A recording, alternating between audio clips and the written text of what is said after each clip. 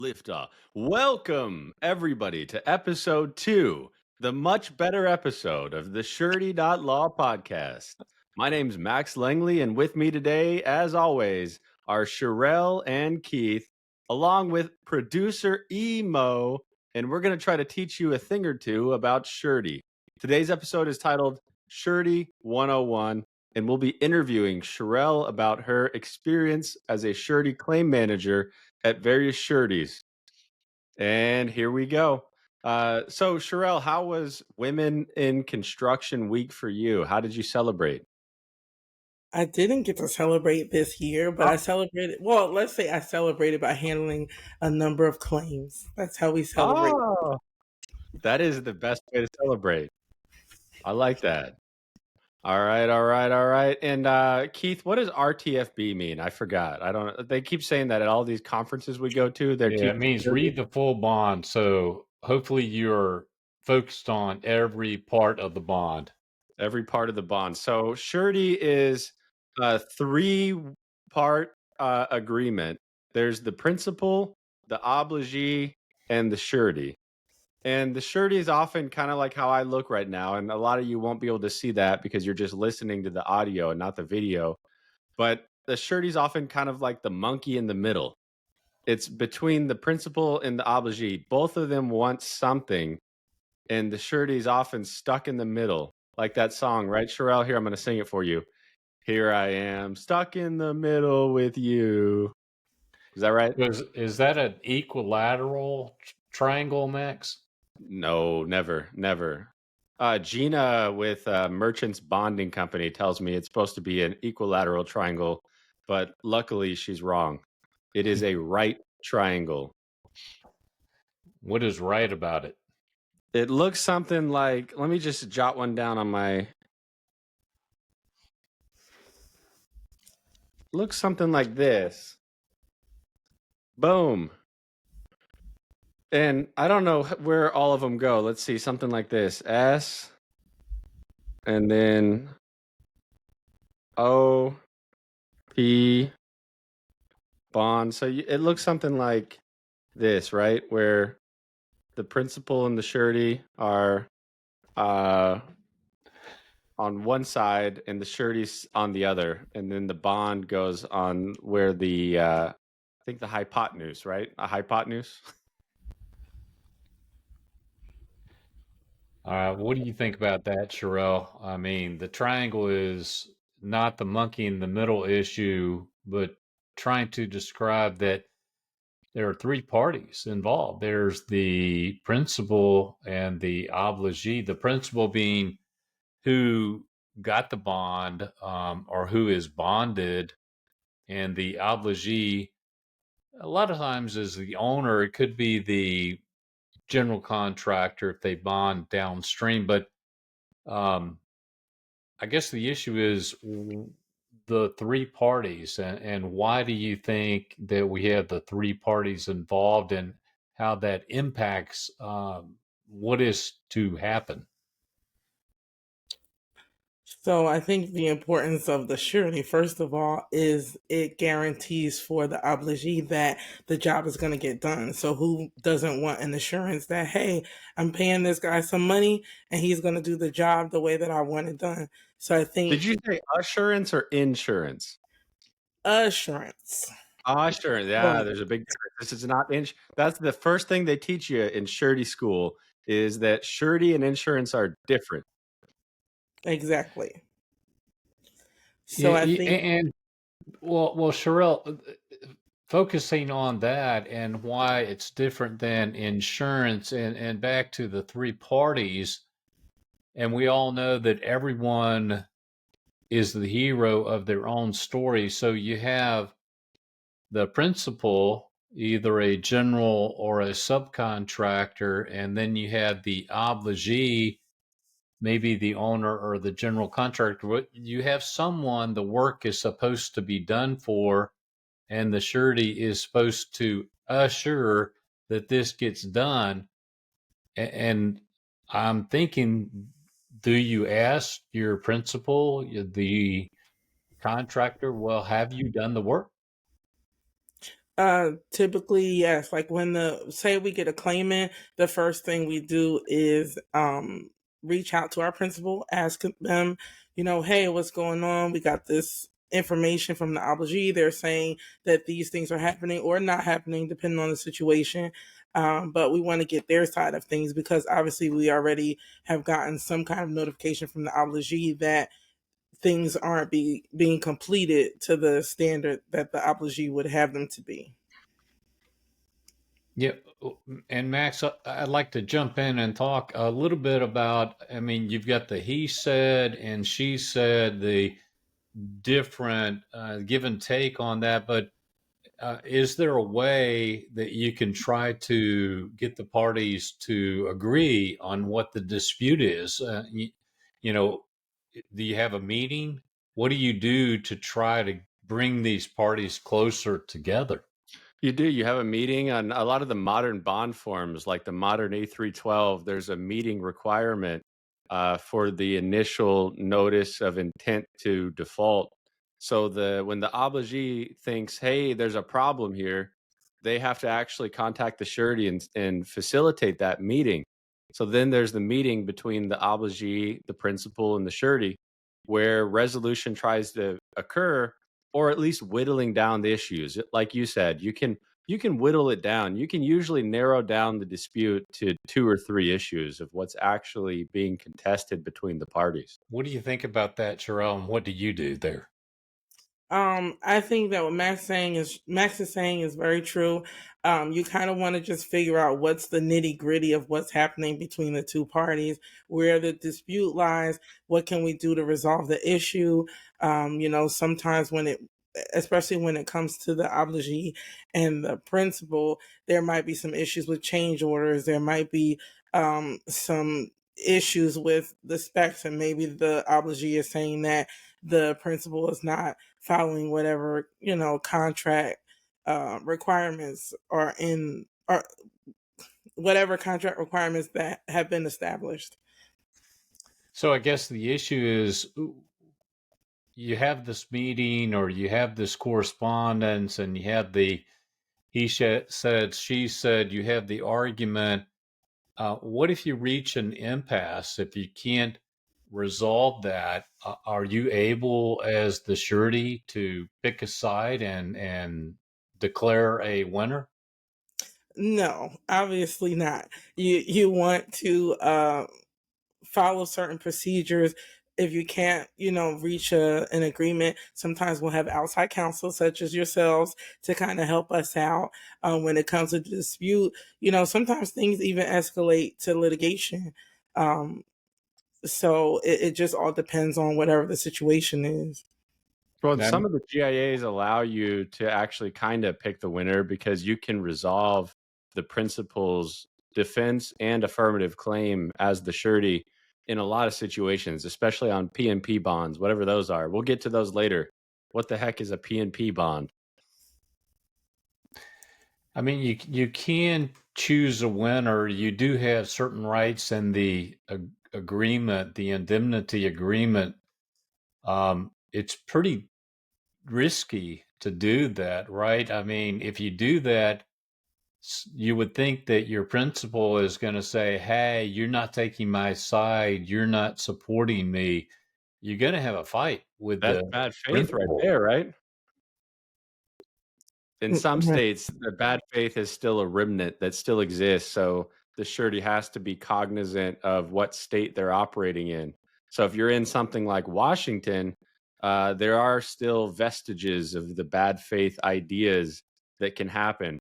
But long story short, that should not occur because bad faith and surety, those don't go together.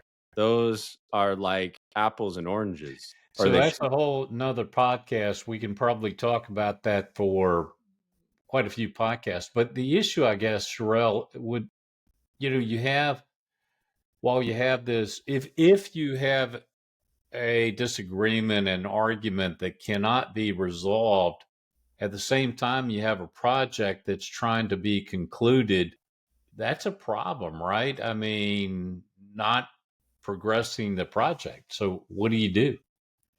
Some we have to take into consideration a bunch of different things. Can we get our principal to come back and complete the project? Do we need to hire another contractor to come in and complete the project, or do we want to just maybe pay the obligee and say, hey, we're going to give you this amount of money, and then they go complete the project on their own. They find another contractor, and they create a new contract with the new contractor. So there are a number of things that we have to consider when trying to get projects completed. We call those the options, don't we? Yeah. So Max, I want to talk about two things. One is the response letter. Um, if the surety, after they've investigated, maybe met, gotten information, looked at documents, they may have hired a consultant to go take a look, and you have the potential of either explaining all of this in a letter, which you usually do to the obligee, um, or there's the T word, the termination. Big And word. maybe you can speak to both. And what's the importance of putting the facts in a letter, which may be a denial of the claim letter, and what's the importance of the termination? Well, the letter is so, so, so important. And I think it's overlooked sometimes by sureties of sending a response letter to the obligee, and to do it early on, and then to maybe even do it twice. But we had an $80 million case that recently ended where the letter was Exhibit A for us. And the 3 panel members of the AAA, the American Arbitration Association, said that letter was really important, really vital. Well, And we talked about on that issue, and Shirelle, what we're talking about there is there was, in this instance, a denial letter of the claim, and for a lot of what we thought were really good reasons, but laying all of that out, maybe having a 10-page letter. Um, Talk about that a little bit. Have you done that, and why is that really important? Well, to be honest, I haven't had that experience. Typically, I've handled commercial bond claims. So my payment and performance bond claim experience is a little bit limited. the big Um, leagues are beckoning you.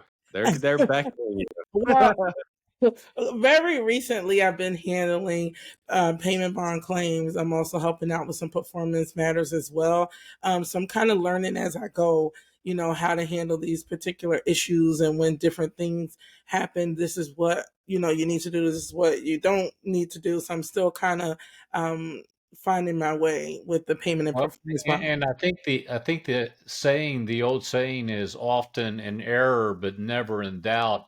And so you have a project owner and obligee who is dead certain that they're right, and you have a principal that's dead certain that they are right, and they are diametrically opposed. So, Max, why is it so important to set forth exactly what the surety is seeing? Because over time, memories fade. People forget things. And so cementing what you feel at that time and what the facts are at that time are so important.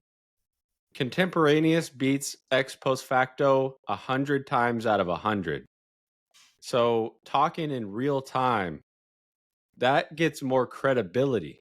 So you do it for credibility, you do it for believability, you do it for just cementing what's in there so that somebody doesn't accuse you later of flip-flopping or changing or of not even having a view. Because if you don't do anything, often what they're going to do, like Keith said, one's way to the left, one's way to the right.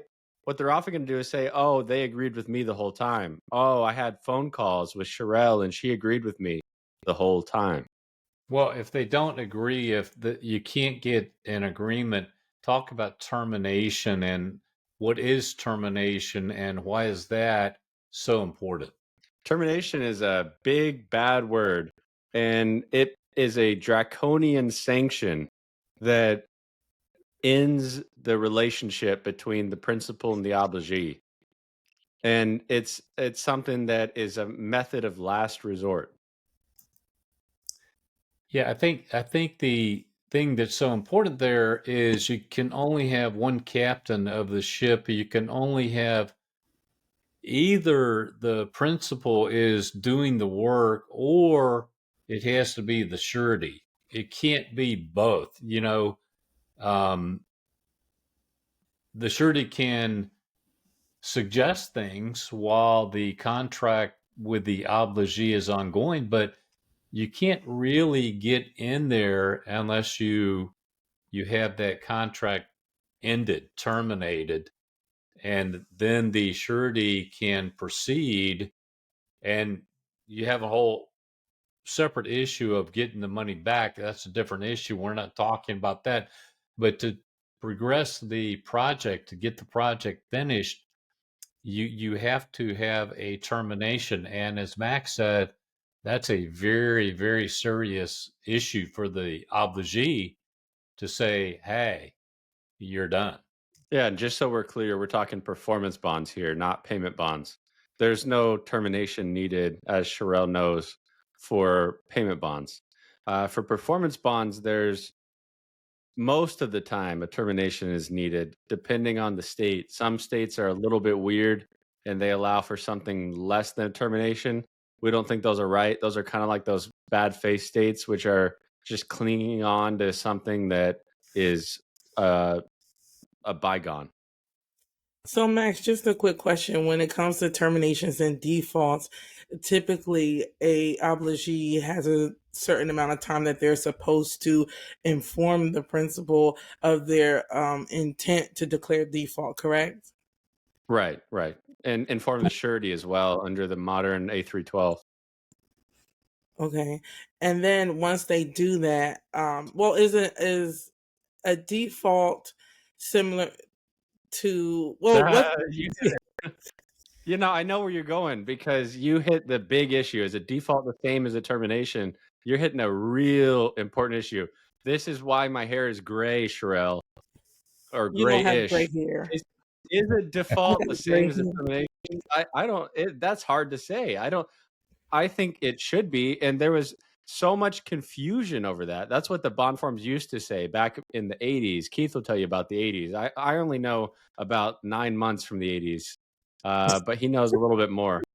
Well, But the whole issue is what I call a little d default, which is not a big deal. And there are always those. And a big D default, a default that's big enough, that big that you can terminate. To do that, you need either a big D default or a whole bunch of little d's that have mounted up over time.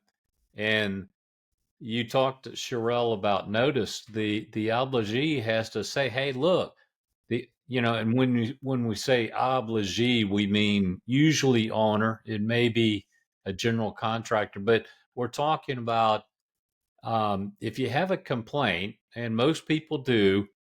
If you see something, say something, and then there can be a response." you're right. There's a lot of complaining going on in 2025. I'm tired of all this complaining. You get you always get that, right, Sherelle? You get a lot of complaints. You get what some people would call flack letters, Yeah. Rumble letters. rumble letters. Why are You they get called those, right, rumble Pharrell? letters? Because things are rumbling. It hasn't broken yet. It hasn't broken yet, but it's Mhm. shaking.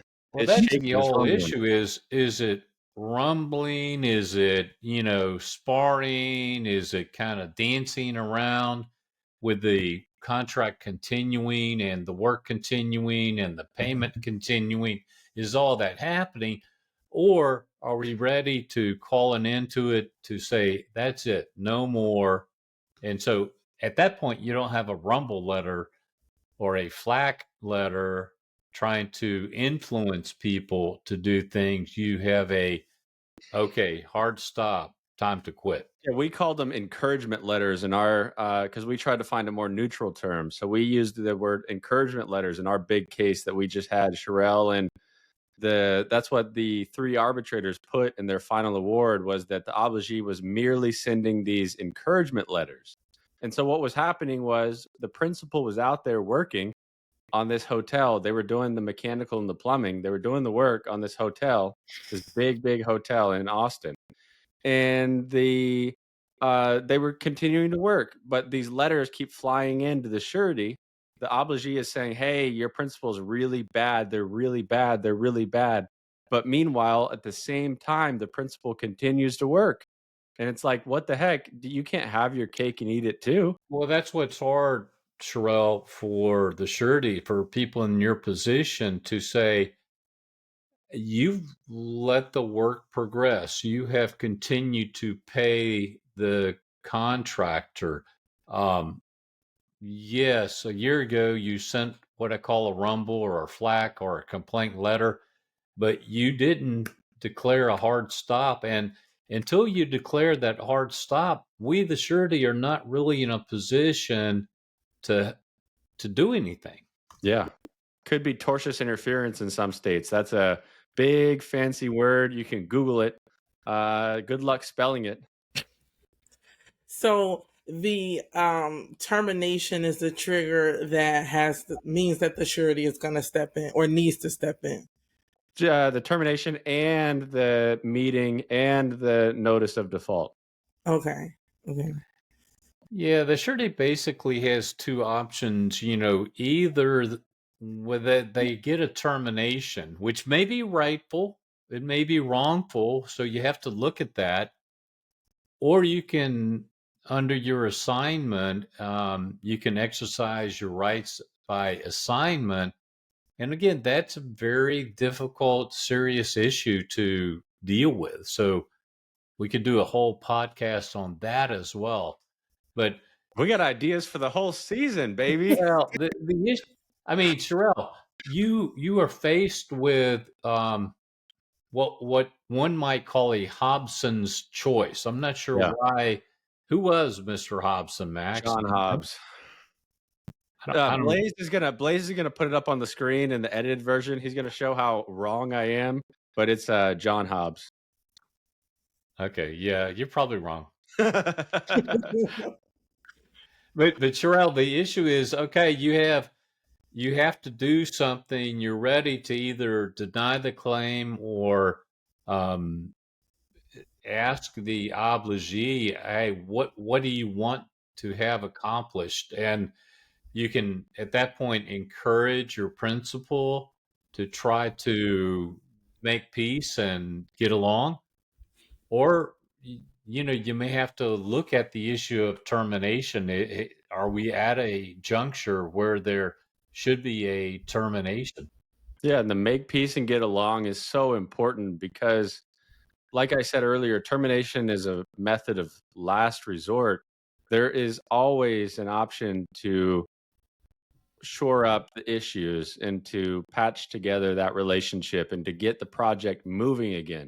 That's what the surety often is tasked to do, is to get the project moving towards completion. And that's what we often say when we come in. We say, hey, what's the goal? Isn't the goal to finish the project, right? So the best person to do it is the principal who's already there and already knows the project. It's a lot harder if you get a replacement contractor that doesn't know the project and is going to bid 2 times higher. It costs a lot of money and a lot more time. A lot of money. It costs a lot of money. And, the time issue comes in because your principal may have already acquired material, steel or whatever. And that's another podcast. But, the issue there is, hey, how do we get this project completed? Because literally time is money in so many instances. Have you seen that phrase yet, Shirelle? Time is of the essence. Yes, all the time. All the time. All the time. And how long have you been in the surety claim handling game? Didn't you start right around COVID? Just about. I initially Yeah. got into surety overall in 2017, but I started handling claims between 2019 and 2020. So So, that's it's harder for you though. It's actually you're in a unique position because you've handled a lot of these remotely, right? yeah, quite a bit. Like your work though is remote. Like you could work on projects in California, right? I guess, yeah, theoretically. I mean, like where are most of your projects that you're handling right now? What states? Texas, actually, right Oh, around okay. where you guys Texas is are. the big one. That's where we are. The country of Texas. So you mentioned, Shirelle, commercial bonds and P&P bonds. So if you would explain the difference, what is a P&P bond and what is a commercial bond? So I'm gonna try to explain it the way I understand it.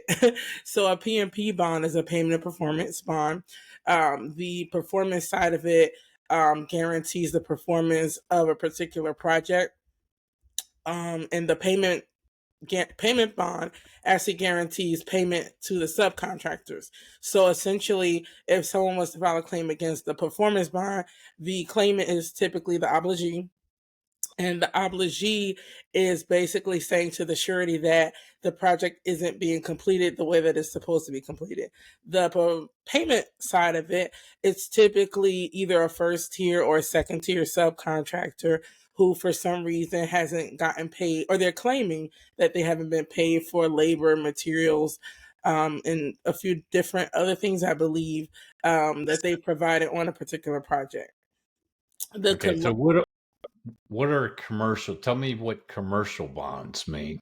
when I first learned about commercial bonds, the way I distinguished them from the contract side, which is the payment and performance, was commercial bonds typically require renewal. They're for a set period of Yeah. time. Um, they can be from a motor vehicle dealer bond, which basically is saying that the motor vehicle dealer is going to um, act responsibly, right? When it comes to, say you're purchasing a car and you want to make sure the paperwork is right, the title is correct, the taxes that you paid are going to the proper places. So that particular commercial bond will guarantee that. There are a variety of different kinds of commercial bonds. You have the FMCSA bonds, which are for brokers. You got some license and permit bonds. There's just so many that I wouldn't even be able to go through each one. Okay, all right. Explaining surety in under 2 minutes is actually impressive. I like that. There's this big, great divide between sureties that do commercial bonds and sureties that do PNP bonds, and it's like almost like factions. You know, they're like, we don't want to talk to sureties that do PNP bonds. We're commercial bonds. We're superior. Well, Mhm. Shirelle, tell me about your normal day and what you're doing and what you're doing to help out the various claimants that come to you. So typically, let's say I get a claim in. A lot of my claims right now are payment bond claims. So these are for projects, right? And like I said, most of them are in Texas. So for some reason, either a first tier subcontractor, which is typically a contractor who has a contract with the general contractor, right? To provide labor and or materials. Or the second tier subcontractor, which is a contractor that contracted with the first tier contractor, if that makes sense. So there are two different tiers who are there. They have the right to file a claim against the bond. Um, so But typically, then other people do, right? Like some T3, T4, right, T5. they try to file claims, but then those we typically just deny because you don't have a right to claim on the bond. Wait, are you saying denial ain't just a river in Egypt? It's not. I use it a lot Oh, in my work. I think um, Mark Twain said that, or Matt Twain, whatever his name is. oh, Well, and a lot of people or some people think the whole business of the surety is a denial, to deny a claim. My Yeah. experience is that that rarely happens. The surety is going to do everything they can possibly think of to try to get the claim to resolve, or they're going to pay claims. And rarely they actually cross that river of denial. What's your experience, Shirelle? Yeah, I think I've had situations where I've denied claims, but it doesn't happen as often as you'd think. And like you said, the goal is not necessarily to deny the claim. It's really to figure out what's going on, what's happening, what are the defenses that the surety has, what is the obligee saying or the claimant, and just trying to figure out the best solution and the proper solution, right? Right. And surety is a zero loss product. What the heck is a zero loss product? Well, and I'll turn it to you, Sherelle. But to me, that's the difference between surety and insurance. With insurance, you're transferring the risk to the insurance company. You're paying a premium for that transfer of that risk, but the insurance company pays the loss of the accident. With surety, you're not doing that. The zero loss, the whole idea is the principal is supposed to perform.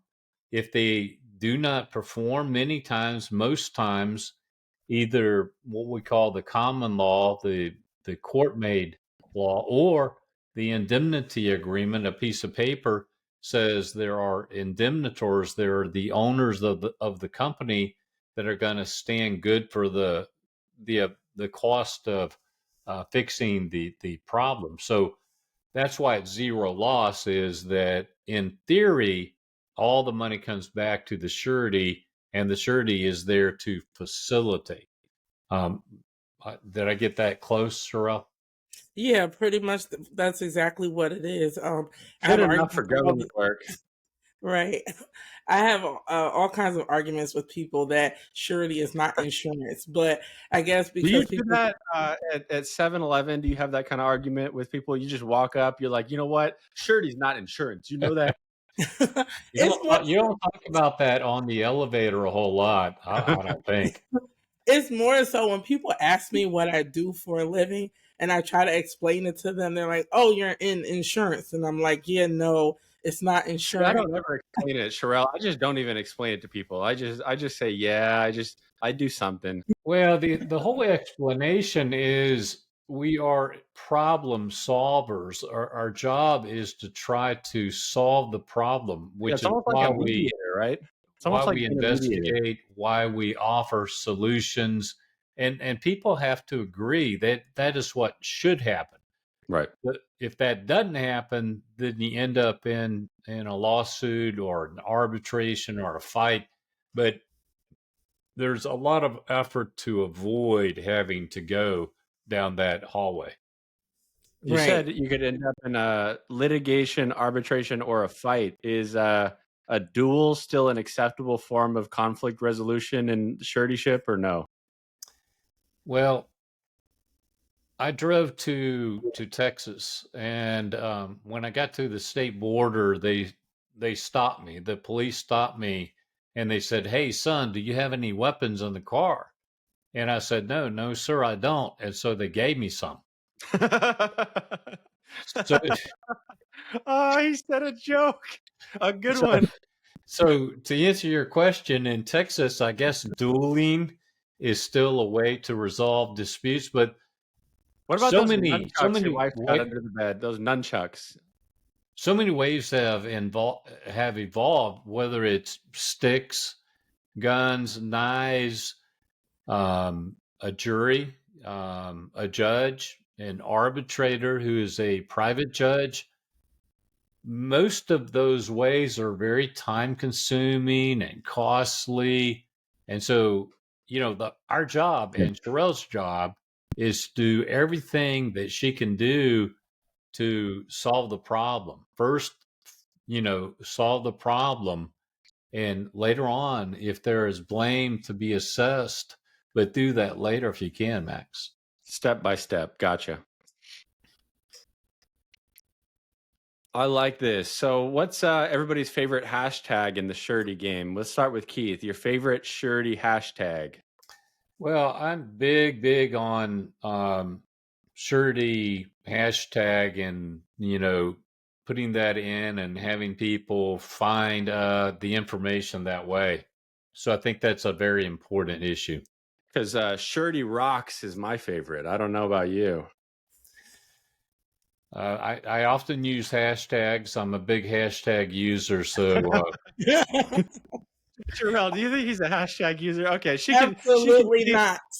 She's getting really good at spotting it. See, you are kind of the mediator in the middle. Like a Surety is often that a Surety lot Rock. of people are haters, and they hate on my excessive use of hashtags. But believe me, I'm a big believer.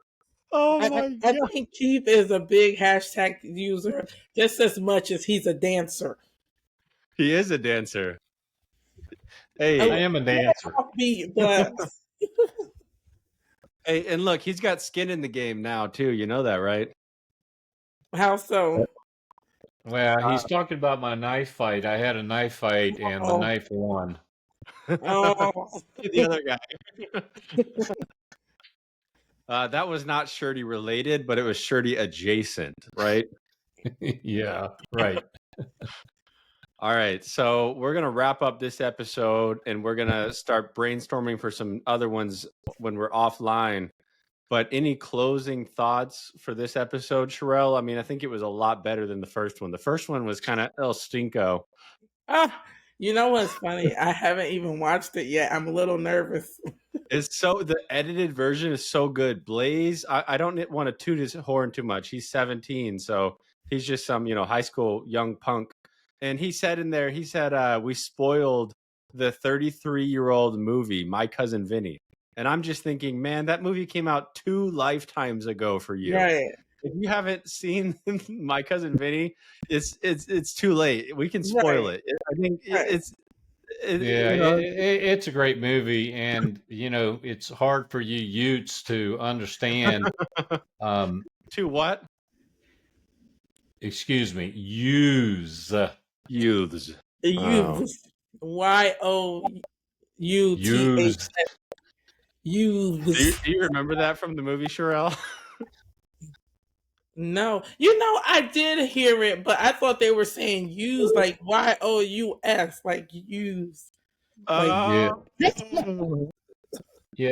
Joe Pesci was saying 2 Utes, and Herman Munster, the judge, said, "What was that word?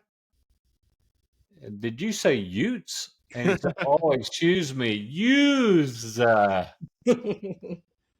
It's that New York accent that I took. Yeah.